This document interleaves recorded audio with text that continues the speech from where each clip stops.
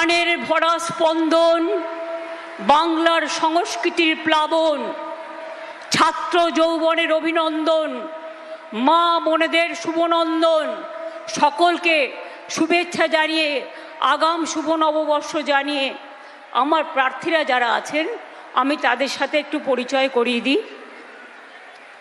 আমার এখানে প্রার্থী আছেন বিধানচন্দ্র মাঝি,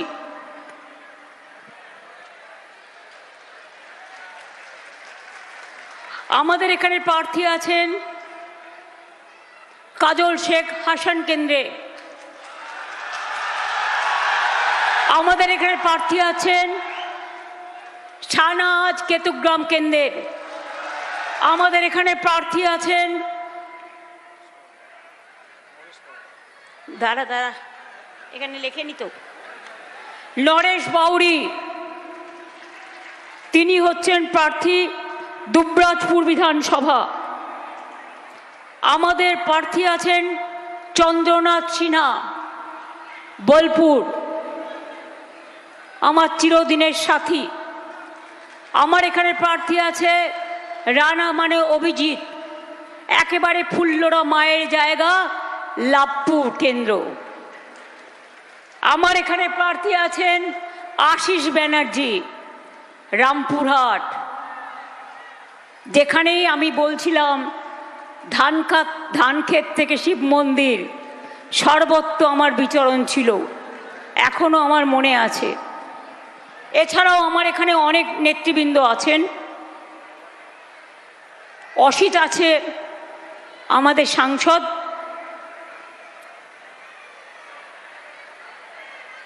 সুদীপ্ত ঘোষ, বিকাশ রায়চৌধুরী, স্বর্ণলতা সোরেন, রবি মুর্মু, নুরুল ইসলাম, সাহারা মণ্ডল, অভিষেক ব্যানার্জি বুড়ান, বুদ্ধদেব হাসদা, কাজী ফরজুদ্দিন, শেখ হুমায়ুন, মিহির রায়, সুব্রত ভট্টাচার্য, কৃষ্ণগোপাল মাঝি, কাজী মোহাম্মদ হানিফ, সঞ্জীব কুমার মুখোপাধ্যায়, বিপ্লব ব্যানার্জি, কাজী নাসিরুদ্দিন, আব্দুল খালিক সহ আমার অসংখ্য গ্রাম পঞ্চায়েত, মিউনিসিপ্যালিটি, পঞ্চায়েত সমিতি, জেলা পরিষদ, টাউন থেকে শুরু করে ভূত অঞ্চল থেকে শুরু করে আমার BLO 1 BLO 2 থেকে শুরু করে সকলে আছেন। আমি আপনাদের সকলকে শ্রদ্ধার্ঘ্য নিবেদন করে বলি, মনে আছে সেদিনের কথা, আমি যখন রেল মিনিস্টার হয়েছিলাম, আমি ছিলাম দিল্লিতে,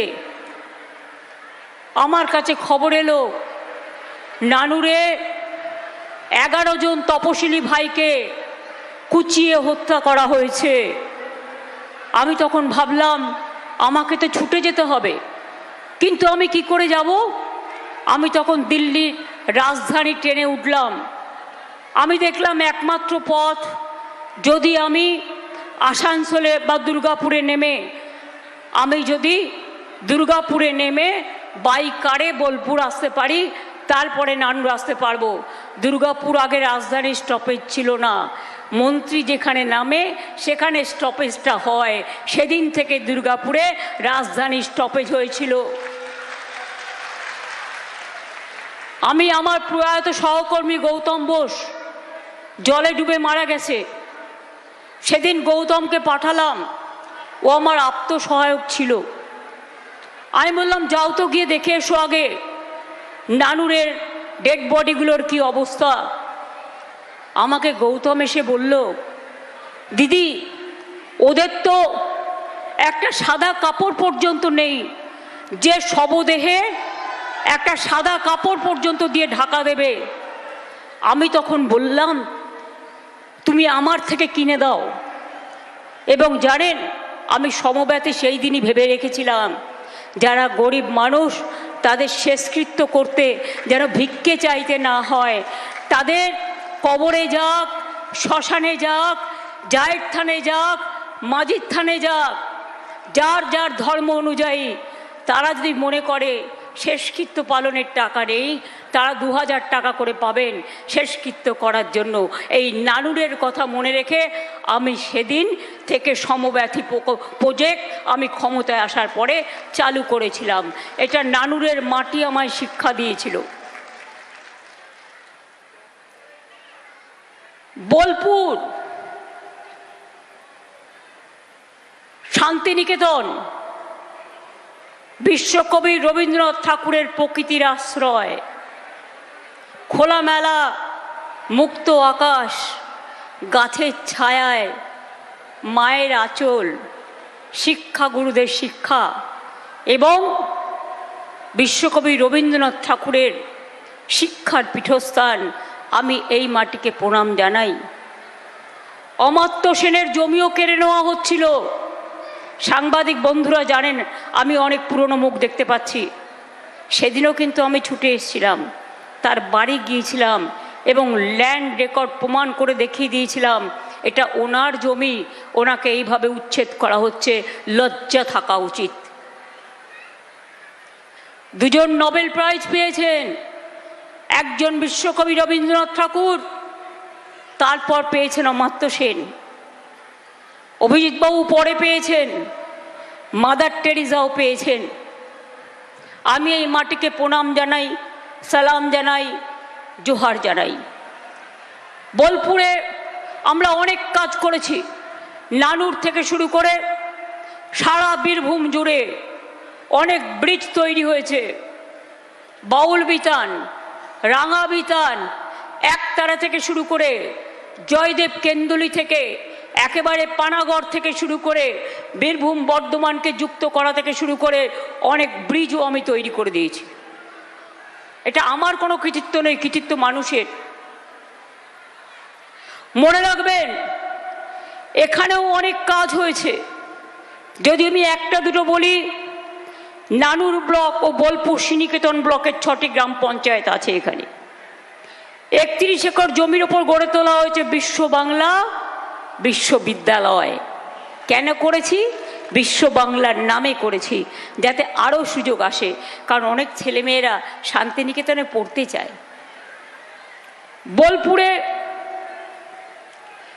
সেই বিশ্ববিদ্যালয় তৈরি করতে আমাদের প্রায় 400 কোটি টাকা খরচ হয়েছে।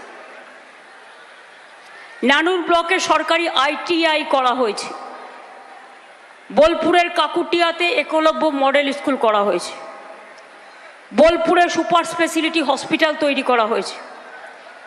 বোলপুরে SNCU, SNSU, CCU, blood bank, ন্যায্য মূল্যের ওষুধের দোকান, diagnostic centre, mother child hub সবটাই করা হয়েছে। তাছাড়াও অনেক প্রাইভেট ইউনিভার্সিটিও এখানে এসছেন। কঙ্কালীতলা সতীপীঠে উন্নয়ন 2 কোটি টাকা আমরা দিয়েছি। কঙ্কালীতলায় আমি গিয়েছিলাম। ফুল্লরা মায়ের মন্দির যতটা পেরেছি করে দিয়েছি। পাথর চাপড়ি ডিএম নিজে সেই কমিটির চেয়ারম্যান, ডেভেলপমেন্ট অথরিটি, সেটারও উন্নয়ন করা হয়েছে। মা নলাটেশ্বরী, মা তারাপীঠ ডেভেলপমেন্ট বোর্ডও হয়েছে। এখন তারাপীঠ গেলে দেখবেন চমকে উঠবেন কি ছিল আর কি হয়েছে। এটা তো আমি নতুন করে বলছি না, চাক্ষুষ প্রমাণ, চোখে গিয়ে দেখে আসুন। আমার মনে আছে আমি যখন একবার পঞ্চায়েত ইলেকশনে 2016 সালে 14 সালে সম্ভবত আমি আসছিলাম সাগরদিঘি থেকে, খুঁজলাম। আমাকে সেদিন না একজন বললেন, দিদি মা তারাপীঠে একবার একটা পুজো দেবো। আমি বললাম আমি তো রামপুরহাটে যাচ্ছি, থাকবো, তুমি আমার নামে পুজোটা দিয়ে দিও। কিন্তু দেখুন, মা যখন ডাকে তখন সাথেও থাকে। যখন জায়গা খুঁজতে খুঁজতে আমরা বেরোলাম, রাতে কোথায় থাকবো, থাকার জায়গা নেই। আমরা ঘুরতে ঘুরতে ঘুরতে ঘুরতে একটা জায়গায় দেখি ববি বক্তৃতা দিচ্ছে পঞ্চায়েতে। আমাকে তখন কেষ্ট বলল, ববি বলল, দিদি এর অপোজিট রাস্তাটাই তো তারা মন্দির। আমি বললাম তার মানে মা তারা নিজে আমাকে নিয়ে চলে এসেছে? বলে আমি মা তারাপীঠে গেলাম, পুজো দিলাম। তারপরে থাকার একটা জায়গা পাচ্ছিলাম না, একটা অর্ধেক হোটেল, দরজা নেই, জানলা নেই, নতুন তৈরি হচ্ছে, সেইখানে রাত কাটালাম। তারপরে সিদ্ধান্ত নিয়েছিলাম রামপুরহাটে থাকবার জন্য কটেজ করব, তারাপীঠে হেলিপ্যাড করব, রাঙা বিতান করব, কয়েক জয়দেব কাউন্দুলির ওখানে বাউল বিতান করব, একতারা বিতান করব, রামপুরহাটে তারা বিতান করব, এবং প্রত্যেকটা আমরা কিন্তু করে দিয়েছি।